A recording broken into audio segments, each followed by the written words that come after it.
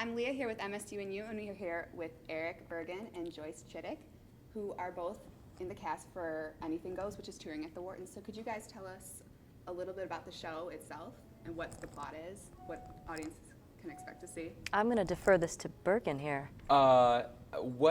It's everything that could go wrong on a ship without the food poisoning. It is it is a madcap, hilarious 2 hours of people running around on the ship, chasing after love, chasing after sailors, money. Lots of sailors. It's a great farce where people are going after the loves of their lives. They're going after money. They're trying to get away from the law. And when you put all those different people in a confined space, such as a ship, everything goes wrong and does. So would you say it's more of a comedy?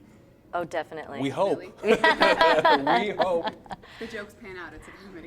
Yes, it is a comedy, and even though this show is, nearly 100 years old, the audiences today still get nearly every joke, and as if it was this fresh, new, Saturday Night Live, skit. Yeah. So could you guys tell us a little bit about both of your characters, who you guys play in the show? Well, my character is Irma, and as Eric was saying, people are chasing after certain things, and I spend my show chasing sailors, and I'm actually a gangster's mole, and my love didn't make it on the boat, Snake Eyes Johnson, which ends up being a plot point for Eric here. He ends up taking over, the character, the guise of Snake Eyes, and yeah. And so since my man didn't make it on the ship, I find plenty of other sailors to occupy it, entertain me. So. She does. She goes through them. Yeah, it's she was saying every character's problem is sort of a catalyst for every other character's solution to their problem.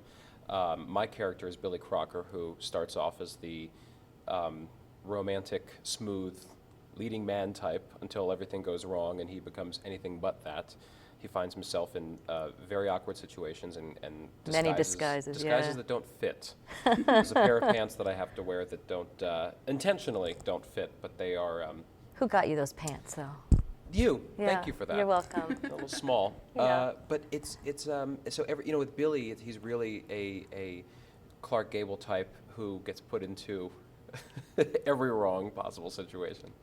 So how did you end up coming and doing this show, Anything Goes?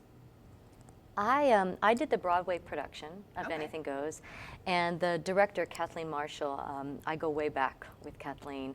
Actually, my very first day in the business when I did Cats, Kathleen was a part of that production. And so I have a very long history with her, and I've done many Broadway shows with her. And so that's how I got involved with Anything Goes. And I've seen Joyce in many of those Broadway shows. I got a call at the end of last year, almost a year ago, that said Kathleen wanted to see me for this role. And I was actually out of town and couldn't make it. And I filmed with my little flip camera, me in my apartment in Los Angeles, singing this song. And that's how they do it these days. It really is. It's amazing. It's very different. Yeah.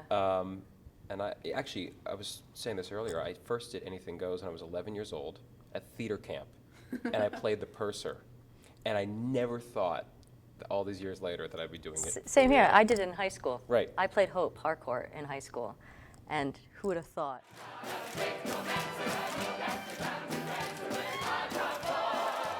You said you did the Broadway version. Were you part of the cast that won the Tony? for Yeah, Best Rep? we did How the was Tony. that? Exciting. It was so exciting. It's also crazy because that year, I've done a lot of Tony Awards at Radio City, and that year it was held at the Beacon Theater, a much, much smaller theater. So you're not in the theater when everything is happening. You're like on the street. In a tent. In a tent. On Amsterdam First Avenue. you're on the bus. Right. And then they say, okay, move the cast to the street. Then you're on the street, and the show is happening. And it's happening live. And then, next thing you know, it's a commercial break, and you're coming from the street.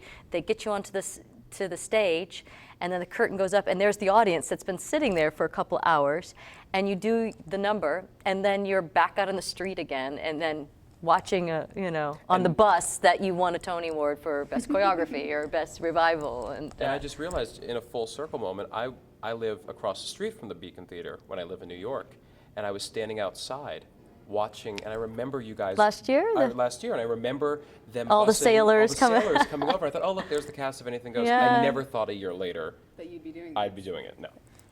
So since you guys have both done Broadway runs as well, how is a touring show a little bit different?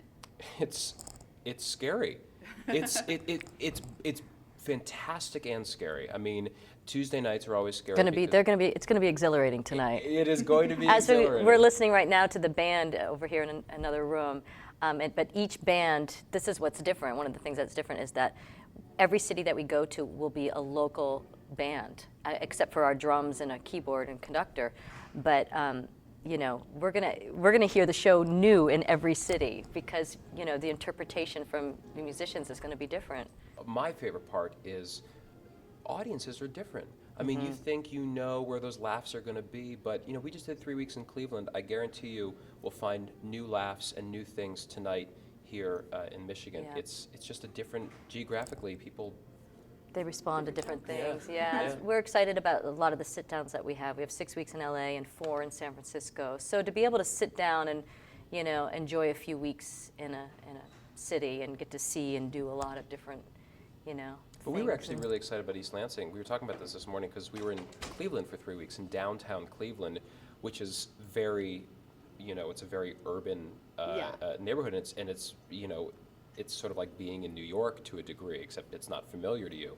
So to come out here and be in the country, I a woke up this hotel morning, there was a farm outside of with my horses. I was loving it. There were horses outside my window. I loved it. We It's love that nice. stuff. And to see all the trees and beautiful, breathe the yeah. fresh air. Yeah, you're here doing a pretty Yeah. year. Yeah. So what is a little bit harder for you to rehearse? Are the songs harder? Are the dances I harder? think you can answer this one. It's dancing and singing at the same time. Which is new for Eric. yeah, Joyce I've been warned me doing it about for a this. very, very long time. Can I just tell them my favorite Please. rehearsal story for you? Please. Okay, we were in rehearsals, and like I said, I did the Broadway company, and I've been singing and dancing for a very long time. And we even did Jersey Boys together, which is not a lot of dancing, No. but a lot of singing. Yes. And Eric did De Lovely for the first time, and I'm in the back of the rehearsal room. Mind you, it's a 6-minute dance number. Just want to point that out. Is it 6? Yes. It's not a little longer? Or maybe it's longer. Okay. I don't know. And he has to sing at the end of De Lovely. I'm right behind him watching him, and he's like, just, and he finishes it, and he goes, oh, my lungs are burning. And I said to Eric, well, welcome. This is what it's like to be a song and dance, man. And I had never done a dance show like this. I mean, I'd done shows that were fast and a lot of running around. And Joyce warned me about this. This is running around, then singing, then dancing, and then singing again. And it takes a lot of stamina and a lot of control. And he has a new respect for I it. have a new respect, and I want to jump off the ship at the end of that song every night.